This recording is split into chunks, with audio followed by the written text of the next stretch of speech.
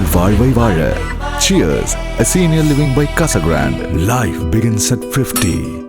டெல்லியில் குடியரசு தின விழாவை சீர்குலைக்கப் போவதாக மிரட்டல் விடுத்த காலிஸ்தான் பிரிவினைவாதி குர்பத்வந்த் சிங் பன்னூன் மீது பல்வேறு பிரிவுகளில் வழக்கு பதிவு செய்யப்பட்டுள்ளது. நாடு முழுவதும் 77வது குடியரசு தின விழாவானது நாளை கொண்டாடப்படுகிறது. குடியரசுத் தலைவர் கொடியேற்றுவதைத் தொடர்ந்து முப்படைகளின் அலங்கார ஊர்திகளின் பேரணி நடக்கிறது.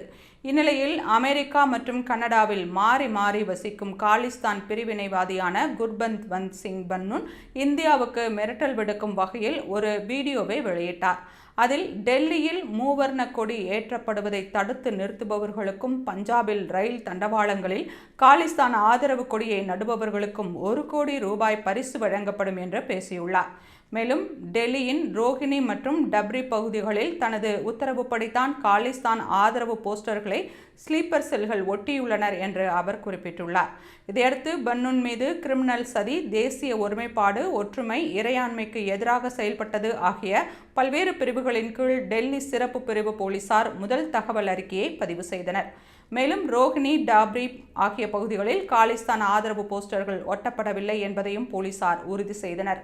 குடியரசு தின விழாவை முன்னிட்டு டெல்லியில் கர்த்தவ்யா பாதையில் பாதுகாப்பு பலப்படுத்தப்பட்டுள்ளது.